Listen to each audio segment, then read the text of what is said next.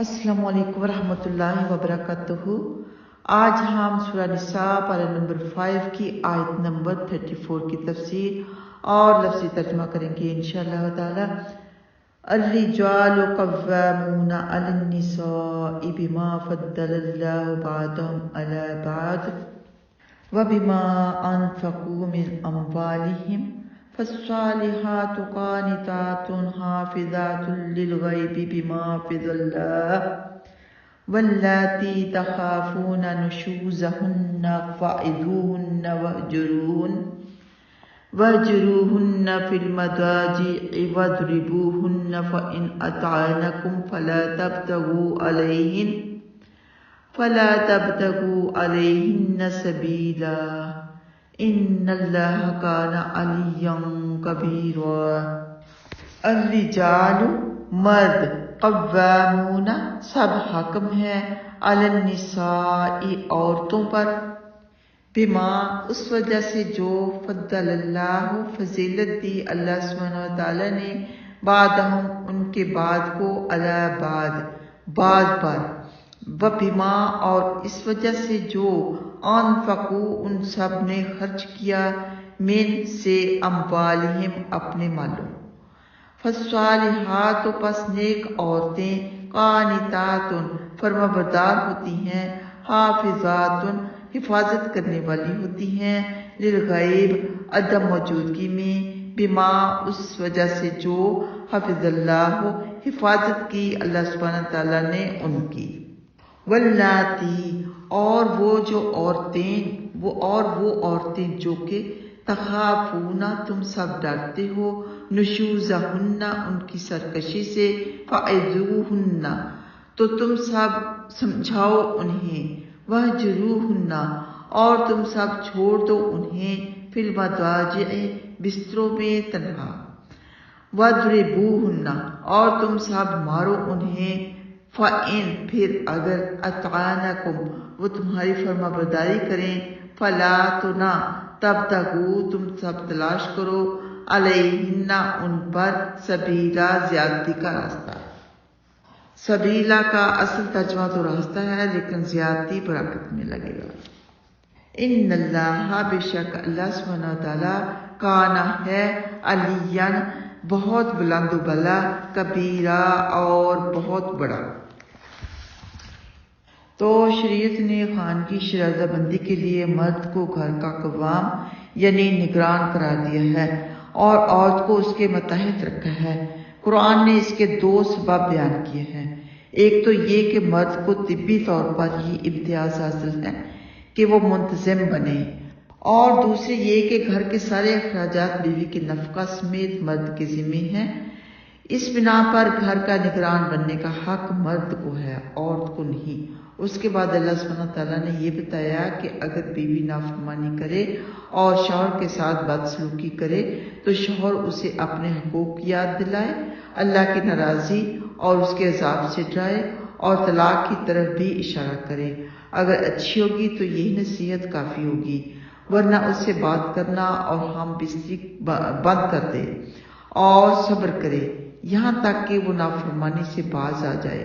اگر یہ تدبیر بھی کامیاب نہ ہو تو اس کی پٹائی کرے، لیکن یہ پٹائی ایسی نہ ہو جس سے جسم کا کوئی حصہ ٹوٹ جائے یا کوئی عضو بد شکل ہو جائے۔ اگر وہ اصلاح کر لے تو پھر راستہ تلاش نہ کرو، یعنی مار پیٹ نہ کرو، تنگ نہ کرو یا طلاق نہ دو۔ اور مار پیٹ کے بارے میں انشاءاللہ آپ کو حدیث بھی بتائی جائے گی کہ کتنا مار سکتے ہیں۔ اب اس آیت سے معلوم ہوا کہ مرد کو عورت سے 1 درجہ زیادہ فضیلت حاصل ہے، لہذا عورت مرد کا حکم مانے، فرما برداری کرے اور اس کا ادب لحاظ کرے، یہاں تک کہ خامد اسے مار بھی لے تو وہ برابر نہیں مار سکتی۔ ہاں کوئی دوسرا راستہ اختیار کر لے، کوئی ہلکا پھلکا مارتا ہے تو کسی طرح سے سمجھا دے یا اپنے بڑوں کو بتائے، لیکن اگر وہ تشدد کرتا ہے تو پھر علیحدگی اختیار کر لے، لیکن وہ برابر مار پیٹ نہیں کر سکتی۔ ایک تو یہ کہ مرد کو 1 درجہ زیادہ فضیلت ہے، اور ایک یہ کہ اگر عورت بھی مارے گی تو مرد زیادہ مضبوط قوی ہوتا ہے اور غصہ بھی اسے زیادہ آتا ہے، تو خدا نخواستہ کوئی جانی نقصان ہو جاتا ہے جب دونوں ایک دوسرے کو مارنے لگے۔ अहादीस की तरफ आते हैं। सैयदना अबू बकर रजी अल्लाह तआला अन्हु बयान करते हैं कि रसूलुल्लाह सल्लल्लाहु अलैहि वसल्लम ने इरशाद फरमाया, वो कौम हरगिज फलाह नहीं पाएगी जिन्होंने अपना हाकम औरत को बना लिया। ये बुखारी में मौजूद है।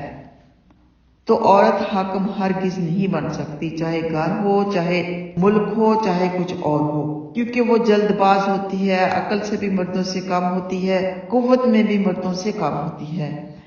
सैयदना अब्दुल्ला बिन मसूद रजी अल्लाह तआला अन्हुमा बयान करते हैं कि रसूलुल्लाह सल्लल्लाहु अलैहि वसल्लम ने फरमाया, मर्द अपने अहले खाना पर निगरान है और उससे उसकी रायत के मुतल्लिक बाज़पुरस होगी, और औरत अपने शौहर के घर और उसकी औलाद पर निगरान है, सो उससे उनके मुतल्लिक बाज़पुरस होगी।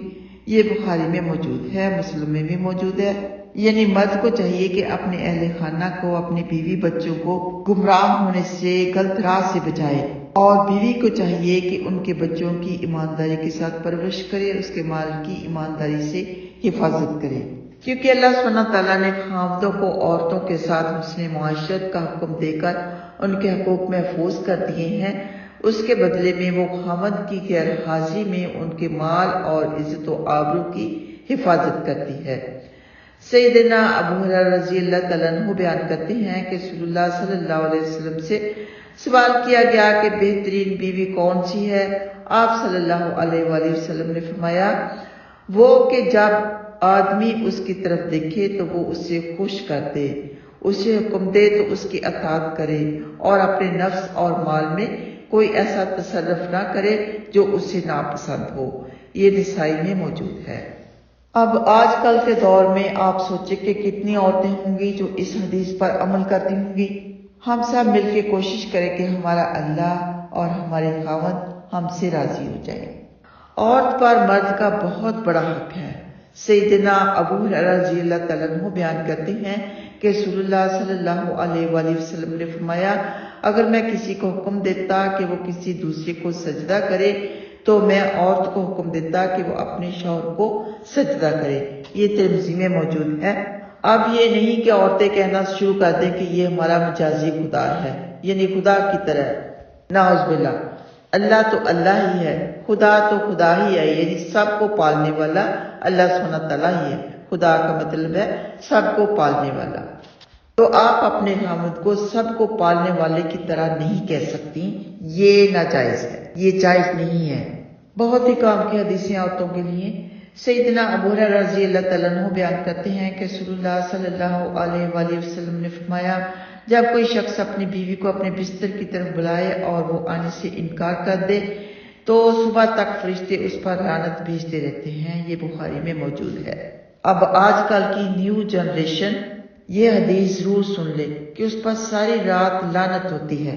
हाँ, ये अलग बात है कि औरत बीमार है, कोई उसे उज़र है, तो फिर जरूर तरीके से समझा सकती है।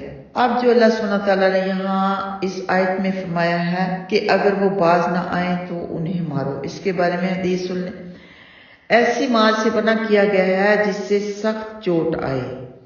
सैयदना जाबिर रज़ी अल्लाह तआला अन्हु बयान करते हैं कि रसूलुल्लाह सल्लल्लाहु अलैहि वसल्लम ने फरमाया, औरतों के बारे में अल्लाह से डरते रहो, इसलिए कि तुमने उनको अल्लाह की अमान से हासिल किया है और अल्लाह के कलमे के साथ उनकी शर्मगाहों को हलाल किया है।